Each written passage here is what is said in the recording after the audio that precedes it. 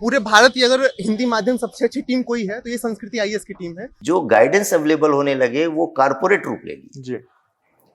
तो प्रयागराज उस दौर से गुजरा जहां पर पहले व्यावसायिकता हावी नहीं थी, तो बच्चों को शिक्षा का लाभ मिलता था और अपने उद्देश्य में सफल होते थे। धीरे धीरे व्यावसायिकता बढ़ गई और उस वजह से क्या हुआ कि एक दायित्व केवल रह गया कि हमें पढ़वा देना है, किससे पढ़ाना है, सिलेबस पूरा हो या ना हो, इससे कोई किसी को मतलब नहीं रहा। तो कहीं ना कहीं भटकाव बहुत हो गया कि मैं आज ही अभी जाके एडमिशन लूंगी। क्योंकि मुझे ये लगा कि कैसे पढ़ना चाहिए, क्या अप्रोच है, कैसे, आज तक कुछ भी पता नहीं था सिलेबस कैसे है कैसे नहीं। हमारे द्वारा पढ़ाए हुए बच्चे जो हम लोग पहले किसी संस्थान में थे, दृष्टि संस्थान में, जो दृष्टि संस्थान आज रिजल्ट दिखा रहा है वो वास्तव में इन्हीं शिक्षकों के माध्यम से पढ़ाए हुए बच्चे हैं। वहां पर फाउंडेशन 1 से लेकर फाउंडेशन 35 तक हम लोगों ने पढ़ाया है। जो भी बच्चों का वो रिजल्ट दिखा रहे हैं वो एक बार पूछ लें कि किस फाउंडेशन के हैं, क्लियर हो जाएगी चीजें। तो वो सारे मतलब यहीं के शिक्षकों द्वारा पढ़ाए गए बच्चों का रिजल्ट दिखा रहे हैं।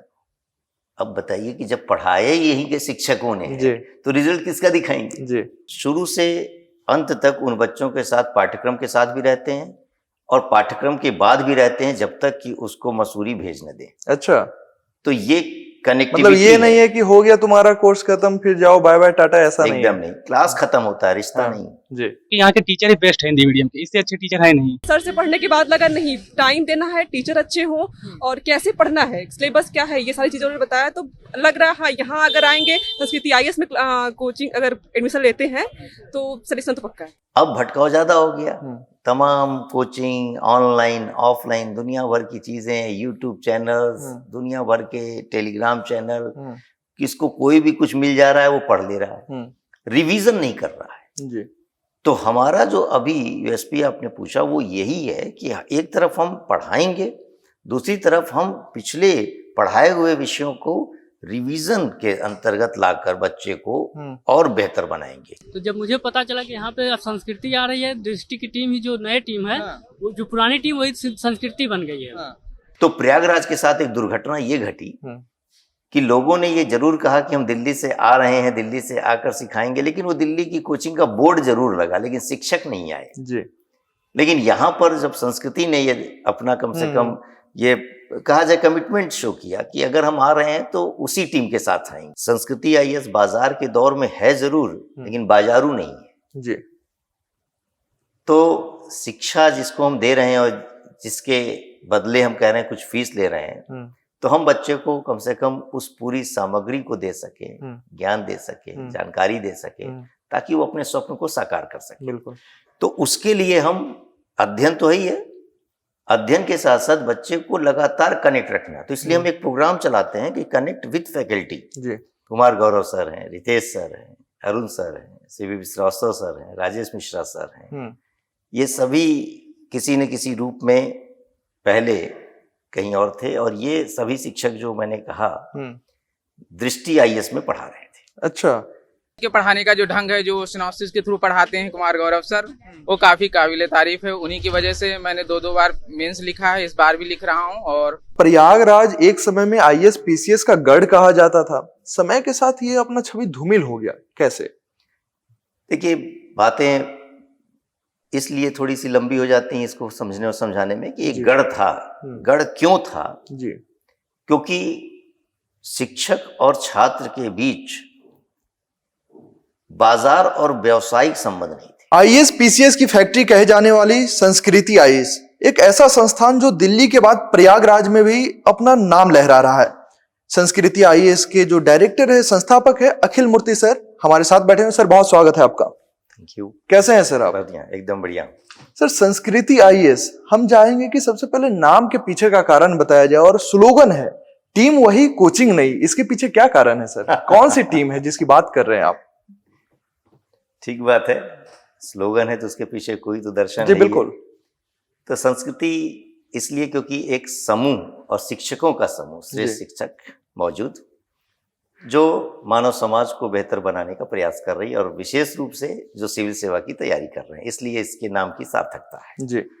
रही बात दूसरी चीज की टीम वही, तो ये बात इसलिए कही जा रही है कि ये संस्कृति में जो हम सब शिक्षक हैं जी, वह चाहे कुमार गौरव सर हैं, रितेश सर हैं, अरुण सर हैं, सीवी श्रीवास्तव सर हैं, राजेश मिश्रा सर हैं, ये सभी किसी न किसी रूप में पहले कहीं और थे, और ये सभी शिक्षक जो मैंने कहा दृष्टि आईएएस में पढ़ा रहे थे। अच्छा।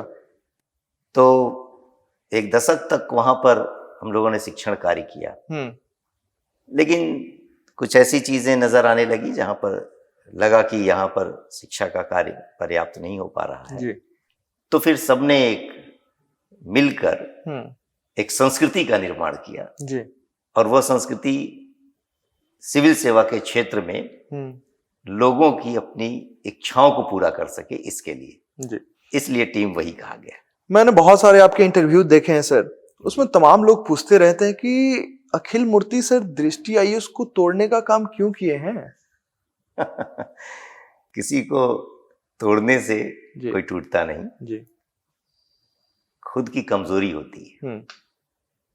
दूसरी बात कि दृष्टि में मैं ही अकेले नहीं था, सभी शिक्षक थे। बिल्कुल। और वे सभी शिक्षक अपने अपने विषय के श्रेष्ठतम लोग थे जी। जो उस कार्य को पूरा कर रहे थे, अध्यापन को जी। अगर तोड़ने की बात होती, अगर ये मेरी महत्वाकांक्षा होती, अगर किसी स्तर पर ऐसा लगता कि मैं अपने स्वार्थ के लिए ऐसा कर रहा हूं, तो एक व्यक्ति मेरे साथ आ सकता था। और ये सभी शिक्षक 20 साल 22 साल के अनुभव के साथ हैं जी। अनुभव बहुत है, तो ये किसी भावावेश में भी नहीं है ऐसा करते जी। तो अगर कोई मेरी व्यक्तिगत स्तर पर ऐसी महत्वाकांक्षा होती तो उसकी पूर्ति के लिए सब लोग एक साथ इकट्ठा नहीं होते, लेकिन सबकी एक ही इच्छा और आवश्यकता थी, और वह था कि जो हम कार्य कर रहे हैं वो न्यायपूर्ण कर सके। और उनके लिए शायद उनको ये लगा कि अब वहां पर वह स्थान नहीं है, तो हम सब एक साथ जी उस संस्थान को छोड़कर संस्कृति का निर्माण किए। हम लोग प्रयागराज में बैठे हुए हैं। अब प्रयागराज एक समय में आईएएस पीसीएस का गढ़ कहा जाता था, समय के साथ ये अपना छवि धूमिल हो गया, कैसे? देखिए, बातें इसलिए थोड़ी सी लंबी हो जाती हैं इसको समझने और समझाने में कि एक गढ़ था। गढ़ क्यों था? जी। क्योंकि शिक्षक और छात्र के बीच बाजार और व्यावसायिक संबंध नहीं थे। जी। शिक्षक अपने कर्तव्य को पूरा करते थे, दायित्व को पूरा करते थे। जी। छात्र अपने छात्र धर्म को पूरा करता था। जी। तो पठन पाठन का एक माहौल था। सिलेबस क्या है उसको पर डिस्कस करना, उसको कवर कराना, बच्चे को मिलना है तो उसके लिए ये नहीं होता था कि वो टीचर से नहीं मिलेगा, मैनेजमेंट से मिले। आज के समय में जो गाइडेंस अवेलेबल होने लगे वो कारपोरेट रूप ले ली। जी। तो प्रयागराज उस दौर से गुजरा जहां पर पहले व्यावसायिकता हावी नहीं थी, तो बच्चों को शिक्षा का लाभ मिलता था और अपने उद्देश्य में सफल होते थे। धीरे धीरे व्यावसायिकता बढ़ गई और उस वजह से क्या हुआ कि एक दायित्व केवल रह गया कि हमें पढ़वा देना है, किससे पढ़ाना है, सिलेबस पूरा हो या ना हो, इससे कोई किसी को मतलब नहीं रहा। तो कहीं ना कहीं भटकाव बहुत हो गया। और बच्चे को अगर किसी भी फील्ड में अगर हम लर्निंग प्रोसेस ठीक नहीं है, सिखाने वाला अगर ठीक नहीं मिला तो सीखेंगे क्या? बिल्कुल। तो प्रयागराज के साथ एक दुर्घटना ये घटी कि लोगों ने ये जरूर कहा कि हम दिल्ली से आ रहे हैं, दिल्ली से आकर सिखाएंगे, लेकिन वो दिल्ली की कोचिंग का बोर्ड जरूर लगा, लेकिन शिक्षक नहीं आए। जी। लेकिन यहाँ पर जब संस्कृति ने ये अपना कम से कम ये कहा जाए कमिटमेंट शो किया कि अगर हम आ रहे हैं तो उसी टीम के साथ आएंगे। अच्छा, यहाँ पे दिल्ली की ही टीम आएगी? जी जी जी। अच्छा। और उद्देश्य वही है, जब पढ़ाना है तो फिर उसी टीम से पढ़वाना है। जी बिल्कुल। तो हम सब ने अपने समय को कैसे मैनेज करना है इस पर डिस्कस किया। ये सामूहिक निर्णय है, हमारा व्यक्तिगत निर्णय नहीं है। जी। और पता नहीं क्यों ये गलतफहमी हो गई लोगों को कि कोई कोचिंग के क्षेत्र में कोई एक व्यक्ति बहुत कुछ कर सकता है, नहीं। तो हम सब यहाँ पर अपने इस आधार पर आने का समय निकाल पाए कि जो वहां पर क्लासेस चलती उसके बाद कहीं ना कहीं समय मिलता था, फैमिली टाइम दिया जाता था, उन सारी चीजों को लगा कि सब अगर अपने उस टाइम को थोड़ा कट करें, एक संतुलन बनाए, तो हम प्रयागराज के उस गौरव को भी वापस ले आ पाएंगे जिसके लिए वह जाना जाता था। जी सर, हमारा एक प्रश्न ये है, बाजारीकरण का दौर चल रहा है, संस्कृति आईएएस इसमें कहाँ दिख रही है, आगे या पीछे? क्योंकि बहुत सारा हवा बना हुआ है कि आईएएस पीसीएस का तैयारी करना है तो भाई बहुत सारे पैसे लगेंगे, तो इसके लिए आप क्या कुछ कर रहे हैं सर? देखिए, ये बात आपने जो कही कि बाजार के इस दौर में संस्कृति आईएएस कैसे, तो मैं बताऊं कि संस्कृति आईएएस बाजार के दौर में है जरूर, लेकिन बाजारू नहीं है जी। तो शिक्षा जिसको हम दे रहे हैं और जिसके बदले हम कह रहे हैं कुछ फीस ले रहे हैं, तो हम बच्चे को कम से कम उस पूरी सामग्री को दे सके, ज्ञान दे सके, जानकारी दे सके, ताकि वो अपने स्वप्न को साकार कर सके। बिल्कुल। तो उसके लिए हम अध्ययन तो है ही है, अध्ययन के साथ साथ बच्चे को लगातार कनेक्ट रखना। तो इसलिए हम एक प्रोग्राम चलाते हैं कि कनेक्ट विद फैकल्टी जी। कि बच्चा पढ़ ले रहा है, पढ़ चुका है, उसका क्लास हो गया, फिर भी अब वो पढ़ने के बाद भी तो बहुत सारी चीजें उसको जानने की होती हैं। बिल्कुल। तो वो कहाँ भटके, ये थोड़ी ना कि उसका आई कार्ड अब सेशन खत्म हो गया इसलिए उसका संबंध खत्म हो गया। तो हमने उसको एक कनेक्ट विद फैकल्टी का फॉर्म दिया। अच्छा। वो फैकल्टी के साथ उस नंबर के साथ कनेक्ट रहेगा, पर्टिकुलर उसको मैसेज देंगे कि अब यहाँ पर हम लोग मिल रहे हैं, हम एक मेंटरशिप प्रोग्राम शुरू कर रहे हैं, अच्छा। क्लास रिवीजन टेस्ट शेड्यूल हम बढ़ा चुके हैं। तो इस माध्यम से बच्चों को उनके सिलेबस का पूरा कवर करना, और सिलेबस कवर करने के बाद उनकी क्लासेस जब समाप्त हो जाएं, उसके साथ भी अपने को जोड़कर उनके स्वप्न को साकार करना। सिलेबस पूरा करने की बात अगर आपने कही है, तो बहुत सारे बच्चों का शिकायत ये रहता है कि कोचिंग वाले पैसे तो पूरा ले लेते हैं लेकिन सिलेबस कंप्लीट नहीं करवा पाते हैं। ये संस्कृति के साथ छोड़कर है, क्योंकि संस्कृति दिल्ली में भी अपने बैचेस को खत्म किया, और हम बैच को इस टाइप का आपको बताएं कि बड़ी ऐसी विडंबना है, दुर्भाग्य है कि कोचिंग की बात कर रहे हैं तो कोचिंग तो संस्कृति भी है। तो इसलिए कोचिंग की जो बुराइयां हैं, कुछ कमियां हैं, वो कहीं ना कहीं सब पर लागू कर दी जाती है, जबकि ऐसा नहीं है। हम अगर संस्कृति के साथ चल रहे हैं, उस क्लास में चल रहे हैं, तो यहाँ पर कभी ये नहीं होता कि बैच खत्म ना हो। बैच खत्म क्यों नहीं होता, मैं आपको बताता हूँ कि जैसे किसी ने शुरू किया, कोई एक विषय पढ़ाना शुरू किया है, हिस्ट्री पढ़ा रहे हैं, साइंस पढ़ा रहे हैं, ज्योग्राफी पढ़ा रहे हैं, मान लीजिए, हम तो एक एक करके चीजों को लेकर चल रहे हैं। लेकिन कई सारे ऐसे भी चीजें होती हैं सिलेबस ना पूरा होने का, कि फिर कुछ बच्चों के लिए अनाउंस कर दिया, जैसे इतिहास पढ़ाया जा चुका, फिर इतिहास से ही नया बैच प्रारंभ। अब जो बच्चा पढ़ चुका है इतिहास, वही दोबारा फिर पढ़ रहा है। 4 बार उसी में बैच अनाउंस कर दिया आपने, और वो बच्चा जो है उसी चीज को 4 बार क्यों पढ़ेगा? वो कोचिंग से ही टाटा बाय बाय कर लेता है कि राम राम भाई, मेरा काम हो गया। अच्छा। इसलिए सिलेबस पूरा नहीं होता। लेकिन संस्कृति ने दिल्ली में अपने बैचेस को, जो उनके बैचेस थे, टाइमली उन चीजों को कोर्स कवर कराना खत्म किया। और प्रयागराज में भी हम लगातार जो क्लास ले रहे हैं, आप बच्चों से आप बोलिए, आप हमसे जितना पूछ रहे हैं, सबसे बेहतर होगा कि आप उन बच्चों से वार्तालाप कीजिए और उनसे फीडबैक लीजिए कि आपकी क्लासेस कैसी चल रही हैं, कैसा है, कोर्स खत्म हो रहा है कि नहीं हो रहा है। जी। यूपीएससी के रिजल्ट आए हैं 2-3 महीने पहले, और संस्कृति आईएएस से कितने बच्चे निकले? देखिए, मैंने कहा कि संस्कृति आईएएस का निर्माण अभी कोई दशकों पुराना है नहीं जी। कोविड के दौर के अंतर्गत लास्ट 17 डेज क्लास चली, उस समय क्लासेस शुरू हुई थी, और तत्पश्चात कोविड आ गया। कोविड के बाद हम 1 साल के लेवल पर अध्यापन किए, तो वो बच्चे भी सेलेक्ट हुए, और सबसे बढ़कर हमारे द्वारा पढ़ाए हुए बच्चे, जो हम लोग पहले किसी संस्थान में थे, दृष्टि संस्थान में, जो दृष्टि संस्थान आज रिजल्ट दिखा रहा है, वो वास्तव में इन्हीं शिक्षकों के माध्यम से पढ़ाए हुए बच्चे हैं। वहां पर फाउंडेशन 1 से लेकर फाउंडेशन 35 तक हम लोगों ने पढ़ाया है। जो भी बच्चों का वो रिजल्ट दिखा रहे हैं, वो एक बार पूछ लें कि किस फाउंडेशन के हैं, क्लियर हो जाएगी चीजें। तो वो सारे बच्चे, मतलब यहीं के शिक्षकों द्वारा पढ़ाए गए बच्चों का रिजल्ट दिखा रहे हैं। अब बताइए कि जब पढ़ाए यहीं के शिक्षकों ने तो रिजल्ट किसका दिखाएंगे? तो इसलिए जो भी रिजल्ट हिंदी माध्यम का दिख रहा है, वो इन्हीं शिक्षकों के माध्यम से पढ़ाया हुआ। लेकिन एक बात मैं और करेक्ट कर दूंगा, इसका मतलब ये नहीं है कि बच्चे की अपनी कोई भूमिका नहीं है, उसकी मेहनत नहीं है, नहीं, उसकी मेहनत है, उसकी लगन है। उसकी मेहनत और उसकी लगन को आप इग्नोर नहीं कर सकते। शिक्षक का दायित्व है कि उसको गाइड कर दिया, और शिक्षक के उस गाइडेंस को उसने लिया और प्रॉपर वे में आगे बढ़ा और सफल हो रहा है, तो मेहनत उसकी है। बिल्कुल। सफलता क्या पूरा श्रेय उसको देना चाहिए। हाँ, मार्गदर्शन के लेवल पर अगर कहा जाए तो निर्विवाद रूप से हम कह सकते हैं कि संस्कृति आईएएस के यही शिक्षकों ने जो है उनको गाइडेंस दिया था। तो संस्कृति आईएएस दिल्ली के बाद प्रयागराज आई, पटना की ओर कब रुख कर रही? क्योंकि पटना में बहुत सारे स्टूडेंट हैं और कोचिंग का भी हब माना जाता है, तो उस दौरान संस्कृति आईएएस कब पहुंचेगी पटना? देखिए, मैंने पहले ही स्पष्ट किया कि संस्कृति आईएएस बाजारवाद को बढ़ावा नहीं देगी। जी। जैसे मैंने प्रयागराज में ऐसा नहीं कि तुरंत आने का निर्णय कर लिया। हम 1 साल से यहाँ लाइव क्लास के साथ थे। बच्चों की डिमांड थी, शिक्षकों का, फिर बैठकर ये निर्णय हुआ कि हम समय दे सकते हैं, तो प्रयागराज में हम आए। पटना में भी हम जाएंगे, निराश नहीं करेंगे। और पटना में भी बच्चे जो दिल्ली में रहते हैं वो बार बार इस बात को कहते हैं, तो अभी जल्दी ही हम एक सेमिनार वहाँ पर करेंगे और वहाँ पर जरूर एक कुछ अलग मॉडल के साथ भी आएंगे। इन शिक्षकों के साथ तो रहेंगे ही, कुछ अन्य शिक्षकों का भी किसी न किसी रूप में सहयोग लेंगे और बहुत जल्द आपको संस्कृति आईएएस जो है वहां पर नजर आएगा। क्योंकि आप खुद देखते होंगे सर, मुखर्जी नगर में बिहार के बहुत सारे बच्चे वहां पे गए रहते हैं, तैयारी कर रहे होते हैं। तमाम संस्थानों में बिहार के बहुत सारे बच्चे भरे हुए रहते हैं।